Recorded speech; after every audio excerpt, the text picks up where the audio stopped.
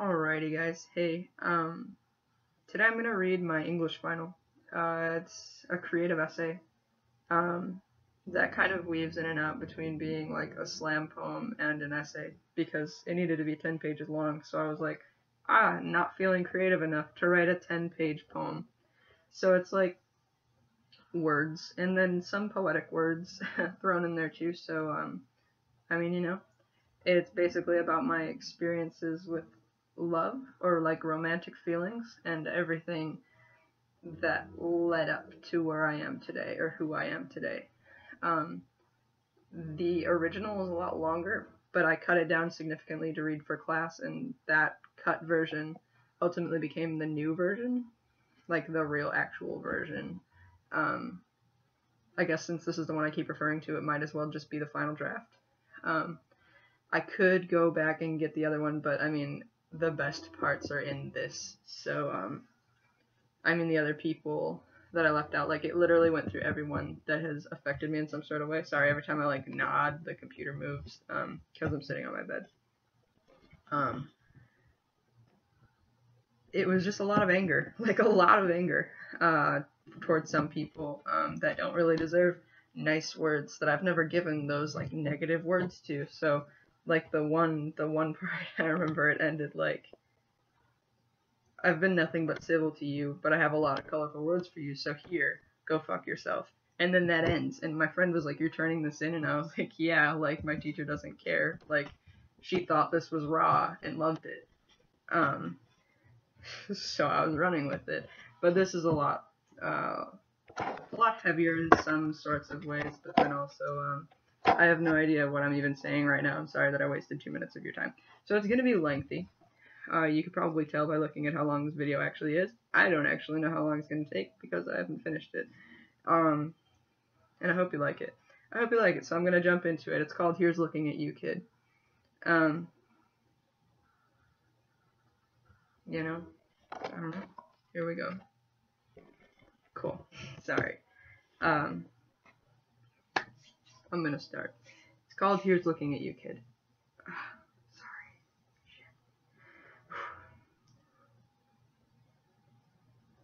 When I was 4 years old, there were many mysteries in the world. I wasn't entirely sure of how to add or subtract. I could already read, but I couldn't figure out why some words needed to be whispered between adults. I was unclear as to why my babysitter only used half of the cheese in the mac and cheese she made, ultimately turning me off to craft for the rest of my life. I didn't know why my mom and dad stopped loving each other, and I definitely couldn't comprehend why I had so many feelings for a certain person in my class. There was one day I remember vividly, where my mom dropped me off at preschool like she always did. She went into the class to deliver drawings I made for Michelle to my teacher. I remember how the rest of that morning played out like it was yesterday. To the girl who tore my heart apart like it was made of paper. When you ripped up the drawings I made you, I recall dropping to my knees as an elongated no left my lungs. My empty chest was quickly filled with despair, and I wanted to disappear. I'd never been so embarrassed. I didn't make sense of the words my heart tried to communicate to me that day, and it took a solid 15 years for me to understand them, but so far, this is what I came up with. You were the first girl I ever had feelings for before I even knew what having a crush was. You were the first person I tried to confess my thoughts to, and I guess I've had an inclination to heartbreak ever since. As the ivory shreds fell like snow to the ground, I knew that even the worst blizzard would feel so mild compared to the ice running through my veins in that moment. I never understood how someone could care so little, and I'm sure today you're still going around shattering people from the inside out. I learned at a young age that I'm fragile. I was a glass vase that held many emotions, and when you dropped me the way that you didn't even try to break my fall, and when you broke me, you left me to pick up my own pieces. Fast forward to my 8th grade year when I was trying to make sense of all sorts of sensations in my stomach when certain females came too close. I never understood how butterflies worked. That might be partly due to the fact that I felt butterflies were extremely feminine, and I was obligated to be disgusted by that. To the girl I first kissed. I'm sorry I hated you for 3 years while simultaneously hating myself. When we kissed every weekend for 3 months, I never thought I liked girls. When we kissed every weekend for 3 months, I wasn't opposed to it. When we fell off and we stopped sneaking off to a bathroom stall to kiss each other goodbye at the end of the school day, I started to despise you.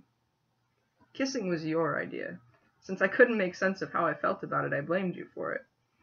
I would have vivid flashbacks of kissing you, and I would become increasingly more upset with myself. See, I read somewhere that self-acceptance becomes problematic when the individual's sexual orientation is homosexual.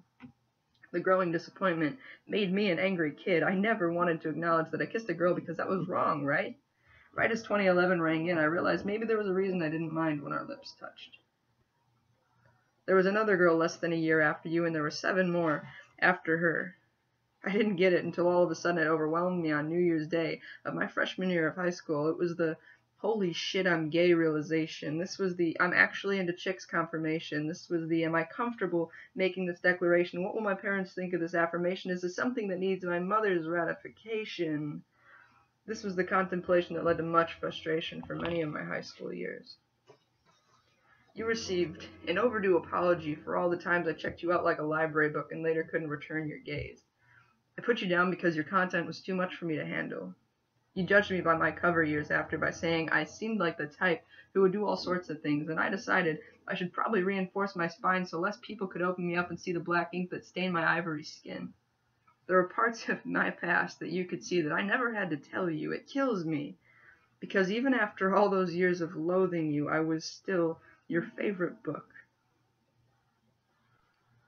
To the boy who changed my mind. During the summer of my freshman year, I felt really strongly for you. We met helping a mutual friend and her mother move into another house. In the trips back and forth to their new place, we started riding together. You held my hand as you drove. You were the first boy I ever held hands with. You were also the last. You see, your hands lied to me. They made me feel safe when our fingers intertwined. I knew they were strong hands. You were a wrestler in high school. You were 250 pounds and a whole 2 years older than me. I trusted you a lot more than I trusted any other man in my life. That's probably due to the fact that my dad was a pretty shitty father to me and a better parent to his son, born from my stepmother's womb. I knew better than to grow attached to any men in my life because so many of them left, but you made me think differently. One car ride was different than the rest. Your hand was rubbing my inner thigh when you asked me to take my seatbelt off. You didn't tell me why, but I could guess. I refused, leaning on the excuse that it was dangerous and illegal. When the car was finally in park, I let go of your hand and unbuckled my only form of security. Before I could reach the door handle, you shoved your hand down the front of my shorts, slipping under both articles of clothing that rested on my hips. My hand stopped yours, and when I said no, you said, "Come on." And I struggled to resist as you pushed further. You didn't get as far as you wanted to, but as the words "fucking stop" were expelled from my mouth, I finally managed to rip your hand from the home you tried to make for it. I stopped thinking about this incident after a few months. It wasn't until one night within the last month, where a girl cautiously put her hand on my thigh, that I had to stop and collect myself when the image of you biting your lip trying to convince me to let you keep going invaded my mind, and I needed to pull myself back to the present. You presented a threat to me almost 4 years ago, and it took that long for you to show up again to haunt me. You're the ghost I never really could shake. You aimed low in the most literal sense, and I will never have any real respect for you because of it. Your hands lied to me, and I never should have mistaken her hands for yours when she was acting out of love, and you never were. You'll never understand how deeply I hate you for that. To the stranger that walked into my classroom on October 8th, 2012. I'm not one to ever mutter God's name, but as soon as our eyes met, my jaw dropped to the floor and my only thought was, God damn. I prayed for the first time in my life that day. I begged whatever higher being to not let this be a dream. I would have pinched myself, but I didn't trust my hands. I know myself to have butterfingers, and boy, wasn't that true in the way I lost hold of my composure. My grip on reality was gone. I was stuck in slow motion. 2 days later, I found you on Facebook, and within 20 minutes of talking, you gave me your number. I was wondering how it was possible that I'd never seen you before. It turns out you were new to my school. You moved from Indiana, and you had a girlfriend. Damn. You were my guest at my aunt's block party on October 27th. It was the first time we had made plans outside of school. I remember how nice you looked in your beige knit sweater and your beanie. My aunt said you looked like a Gap model. We paced the street all day and we shared our stories. We started from as far back as we can remember and ended at that very moment we sat together in the outskirts of Chicago. When you told me you would date me if you weren't already taken, I tried not to get my hopes up. You told me that you didn't like physical contact unless you were dating or interested in someone that included hugs.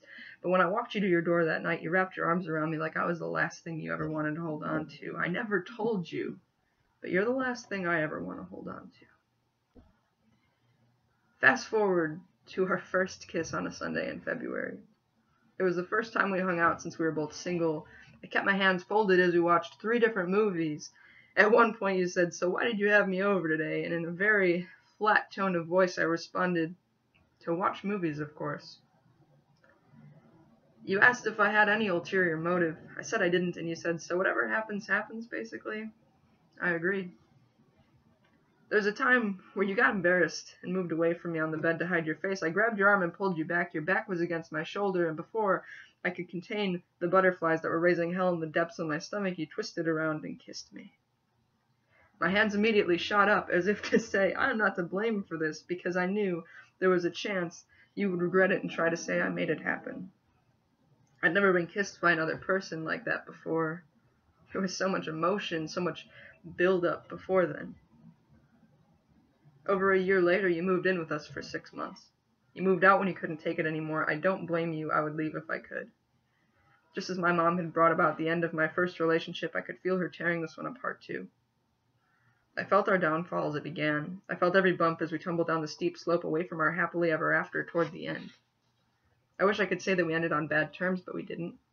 You decided you needed work on yourself and that it's best you do that alone. You decided it was best for both of us, but your life didn't improve because of it. You thought it'd be good for me too, but it wasn't, and it isn't. Sure, I had someone fill in the empty spaces 4 days after I left your house in tears. Sure, I have another person occupying one side of my bed at home, but she isn't you. And there have been 3 instances since we broke up where you did take up your side of the bed. 3 separate days where we shared more than smiles in each other's directions. 3 different occasions where we made our own feelings known for one another. It didn't matter that I've been in flings with 2 other girls in the short time since January 30th. It didn't matter that you'd been sharing in a bed in entire lustful evenings with a good friend of yours since the day after you broke up with me. Nothing mattered but the 2 of us, and that's the way it's always going to be with you. You made me a promise of forever. I still have the ring you gave me in a drawer. I'm always going to feel for you. And no matter how many different people share my bed with me, it's never going to be the same, I can promise you that.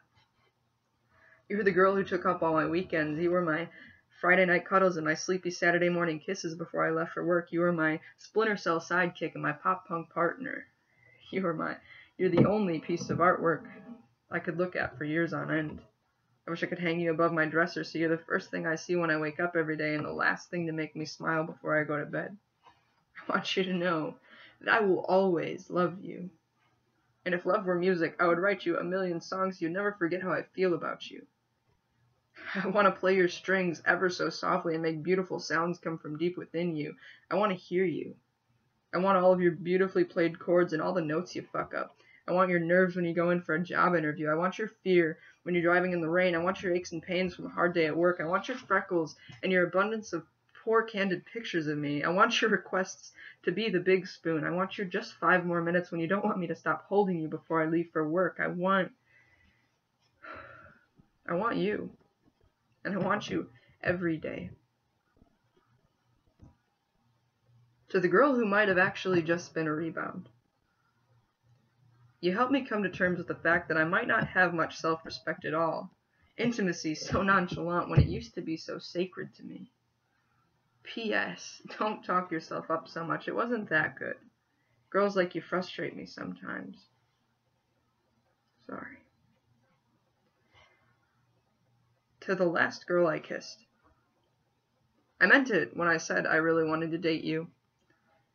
And I know you meant it when you said you really wanted to be with me too. Your boyfriend broke up with you 3 weeks and 2 days ago because it was clear that your heart was somewhere else. You told your mom that you and your boyfriend of 4 years broke up because you were in love with me. You wanted me to kiss you while you were still with him, and like an idiot I did. You went through so much and then seemed to stop caring. You want me to hold you up all the time, but you don't ever think about my well-being.